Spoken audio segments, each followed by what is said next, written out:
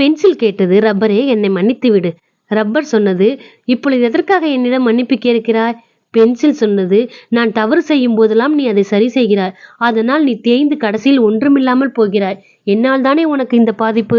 Rubber சொன்னது, நீ செய்யும் தவறுகளை சரி செய்வதற்காகவே படைக்கப்பட்டவன் நான். என் பணியை நான் சரியாக செய்கிறேன். அதற்காக நீ மன்னிப்பெல்லாம் கேட்க வேண்டிய அவசியம் இல்லை. ஏன், நீயும் தான் எழுதி எழுதி கரைந்து கடைசியில் காணாமல் போய்ந்து விடுகிறாய். நாம் இருவரும் கரைந்து காணாமல் போனாலும் புதிய புதிய பென்சில்களும் ரப்பர்களும் வந்து கொண்டே இருக்கும். இதுதான் வாழ்க்கை தத்துவம். நீங்கள் இருவரும் சேர்ந்து என்னை மன்னித்து விட்டீர்களே என்று கேட்டது கீழே இருந்த காகிதம். ஒருவர் என் மேல் எழுதி எழுதி தேய்க்க, மற்றவர் என் மேல் அழுத்தி அழுத்தி தேய்க்க, இடையில் நான் கிழிந்து சின்னா பின்னமாகிறேனே, என்னை எப்படி மறந்தீர்கள்? பென்சில் போல வாழ்க்கையில் தவறு செய்பவர்கள் இருக்கிறார்கள். ரப்பரை போல அதை சரி செய்து நினைப்பவர்களும் இருக்கிறார்கள். இவை இரண்டாலும் சேதமடைந்து கிழிபவர்களும் இருக்கிறார்கள். நாம் யாராக இருக்கிறோம்?